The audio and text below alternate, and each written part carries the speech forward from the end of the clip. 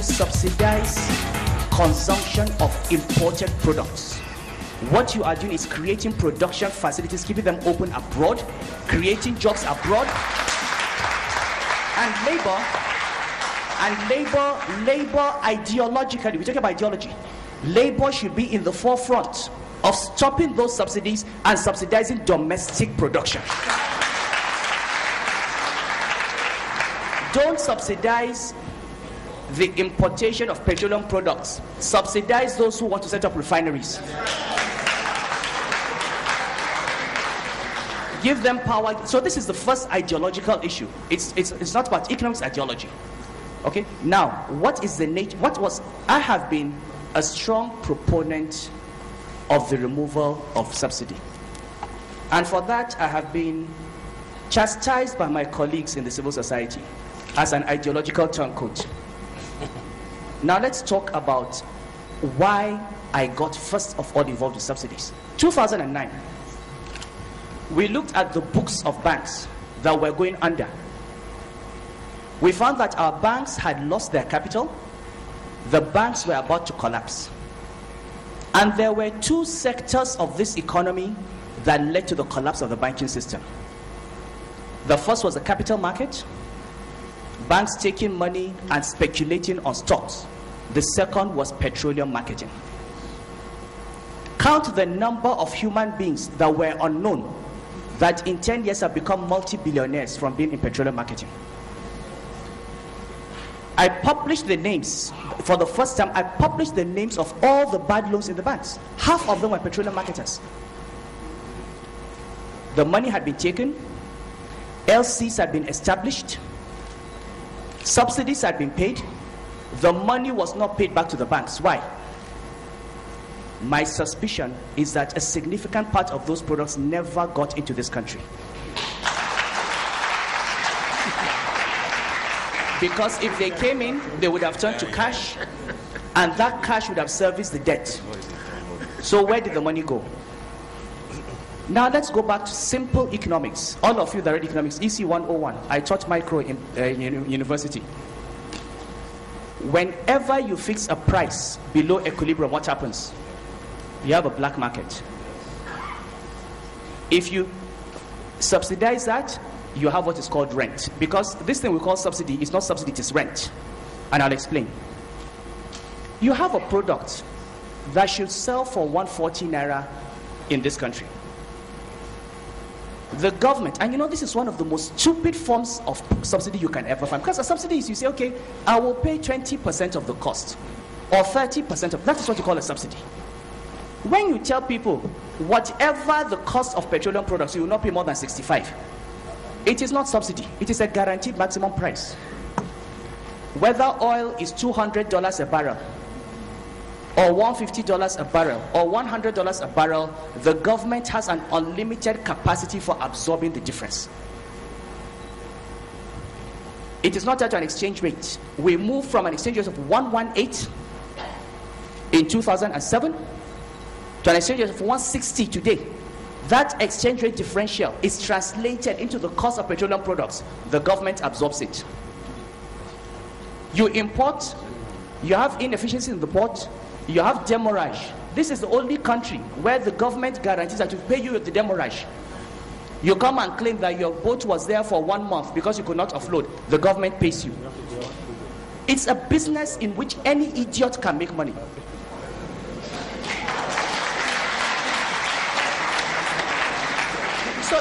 So let us talk. So what is this? So who are we subsidizing? Who are the people that have benefited from this? Now Ngozi has said, and we all know, we can deceive ourselves. We can deceive ourselves, but we all know. I come from Kano. You go to Kano City, yes, in all these PPMC stations, you buy petrol for 65. Drive out of Kano and start heading out to Birnin-Kudu, it becomes 80 naira, 100 naira, 100. Many of the people in this room don't even know how much is paid for fuel. We work for companies and for government, and we just enter our cars. We just enter our cars. We can't remember the last time we went to a petrol station and took out money from our pockets to buy petrol. is a myth. You buy 65 in Lagos, go out. The poor people that live outside Lagos, these are the poor people that Labour is protecting. How much do they actually pay? They don't pay 65 naira. Meanwhile, if I were in the business of petroleum importation and I establish an LC to import 20,000 metric tons and the government gives me back the guaranteed payback, anything I make over 65 naira is a wolf. Okay? Now let's go back again to economics and to arbitrage opportunities. Why is it that in the subsidized environment of Saudi Arabia you don't have smuggling? Because Saudi Arabia is surrounded by Kuwait and Bahrain and Yemen and Qatar, and in that entire territory everything is subsidized. There is no arbitrage opportunity. You cannot take fuel from Saudi Arabia and make a profit by smuggling to Bahrain. Here we say we are selling at 65 naira in Cameroon, in Niger. I think you people understand, and you hear what the central bank director said. From his opinion, his view, his speech, what do you want to contribute to it, Mr. Bolaji? Well, I've heard the central bank governor Sanusi. I've heard him. To me, all he said will be good to the hearings of the people at the ends of the affairs. Because all the grammar will amount to nothing if there is no political will to make life meaningful to Nigerians. All the economics and the grammar that he has been talking about, let's come mathematical and be practical. How feasible can this work? He said something that Labour should champion the issue of subsidizing those that will come to Nigeria and build refineries. Obasanjo was in government few years ago. There has been issue of deregulation of fuel. There has increase in prices several times in a view to removing this fuel subsidy. The Labour that he talked about made series of analysis under the presidency of Adams Oshiomhole for certain measures to be put in place. Part of the problem that we are having, as in our reaction to the first subsidy, my colleagues, they talked about it the other time, lack of trust. Lack of confidence in this government. All this that the Labour had talked about, all this why, nothing. Had it be that we have seen something in place, it will be easy for me if I'm confident that at least I cannot avoid to buy fuel if it is increased to 1 million naira. But I have good roads that I am confident I can walk with my leg. I can go to the market and get food. The confidence will be there for me. And I may not go to school because I can eat happily. I can trek happily with the fuel that God has put in me that can never be subsidized, or the subsidy can never be removed with the blood. Then this grammar can probably, I can understand it. Besides that, it cannot get down well with me, probably to the intellectuals among them. Because if these measures are put into place and we are confident that at least we can see these basic amenities, if need be for removal of subsidy in quotes, because there are so many grammar and so many definitions into it now, because the government, as it appears to me now, is not government that's actually dwelling on social responsibility, but then it's economic gain to compensate for his security negligence. Let me just put it in quotes that way, because we are talking of Mr. Ojo buy fuels at 65 naira, take it to Cameroon, quoting reflecting on what relating it to what the governor said, and somebody now buys it in 65 year and take it to Cameroon and other neighboring countries, bribe his way out. Who are they bribing? Where is the government? What is their function in curtailing this over the years? And their inefficiency to be able to deal on security, on corruption. They now want to now shift it to masses to now suffer it. They should think and think wisely. They should think, if this cabal they've been talking about just 20,000 people, and we are talking of 160 million Nigerians. What are we talking about? To now suffer for your incapability to deal with corruption and incapability to deal with insecurity. But I quite agree with him. You see, the CBN governor has just demonstrated that he's an orator. An orator in the sense that he can convince the crowd. Probably some of the people that made up the crowd are people of his caliber, those that are in government, those that don't, that the effect of this subsidy, that they will not feel it, because these are the people that go to work. They don't know how their cars are being fueled, because the money is not even coming from their pocket. We are talking of the ordinary masses, the ordinary populace, the people walking on the street, the people who cannot even afford their 3-course meal a day, the Okada riders, the people who are living on meager salary. How can they afford to buy this petrol to supplement or to get their generator work, or to get their Okada work, or to get their keke work on the street? That's the people we are talking about. We are not talking of these people in white collar jobs, they don't even know how they fuel their cars. We are talking of the majority of Nigerians. You see, he is addressing to people. The people he is addressing to, and he's trying to convince that they are clapping hands for him. He's just demonstrating his oratory. That is the way I look at it.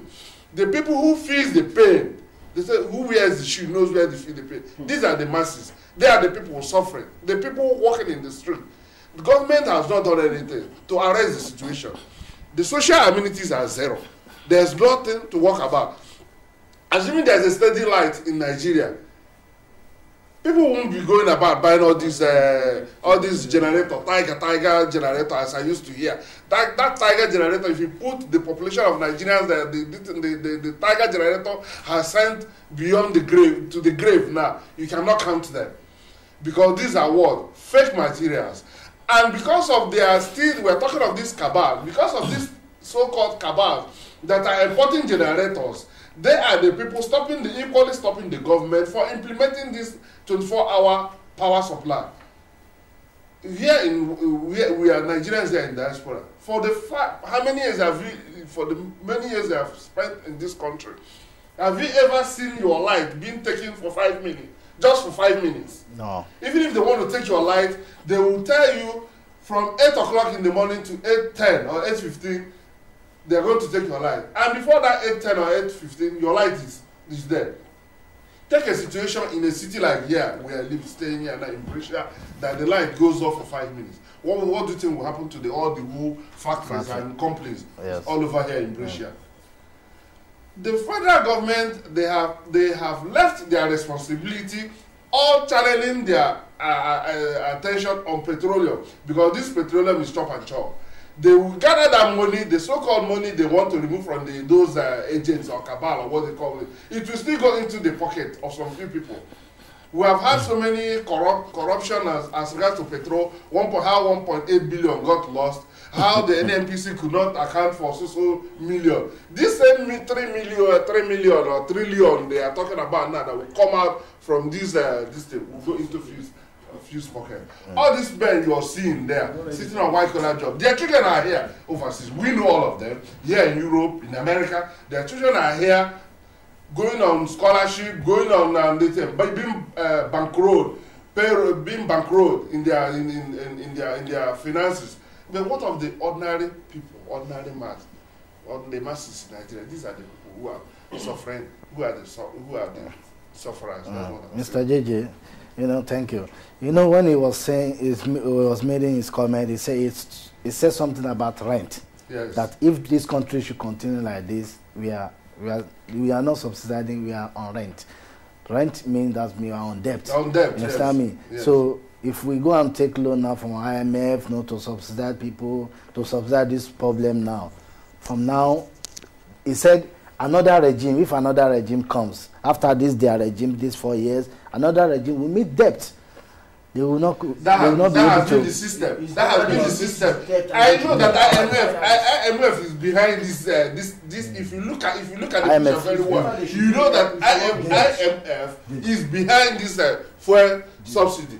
Look at other countries like Venezuela, all those oil producing this. If they tell you how much surplus they have in their deposit, you will not believe it. Not that they produce oil more than Nigeria. Yeah. Why is our own economy sinking when we can produce oil, and oil is the end thing in this world? Why is our own economy sinking, and others that have less petroleum are equally, their economy is rising? Nigeria is talking of Vision 2020. We are in 2012.